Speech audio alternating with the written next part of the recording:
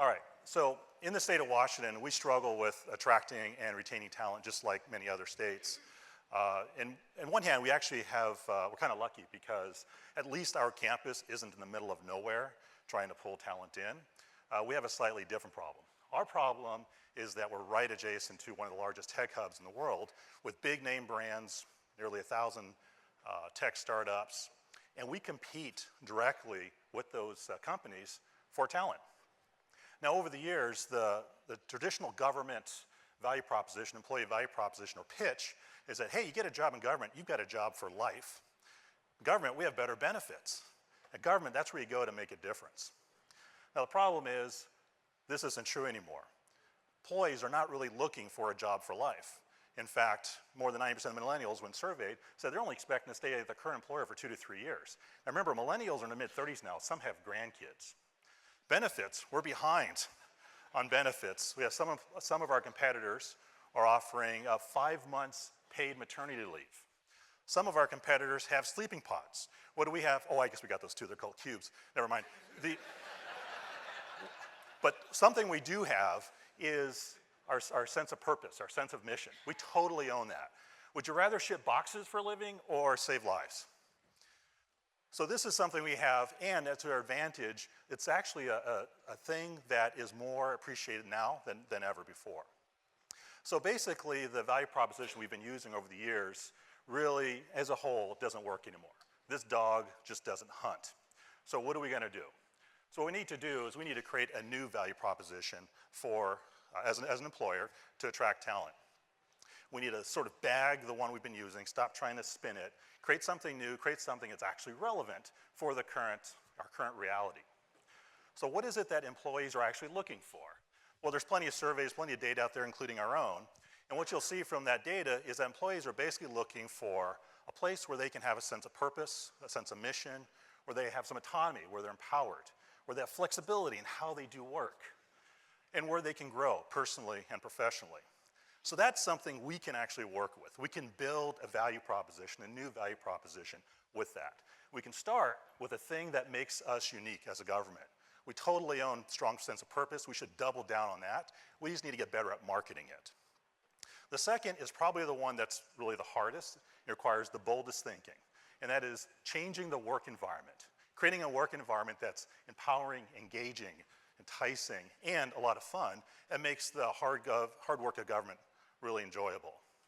The third is to prioritize investing in the personal and professional development of employees.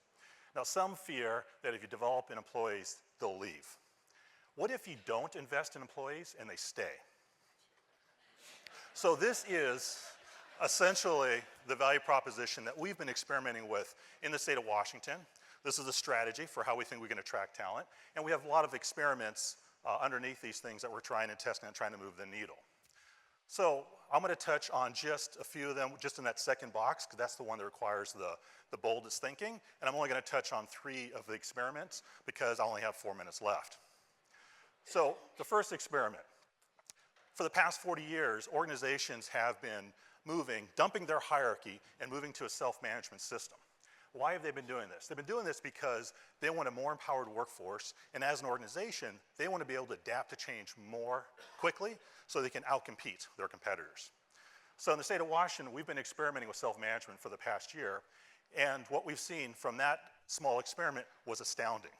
We saw a 50% increase in employee empowerment, as measured by the employees, and a 10-fold increase in our ability to execute and make decisions.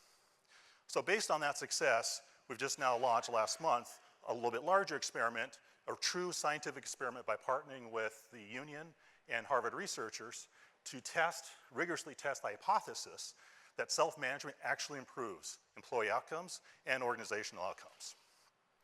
A second experiment is in hiring for values over skills.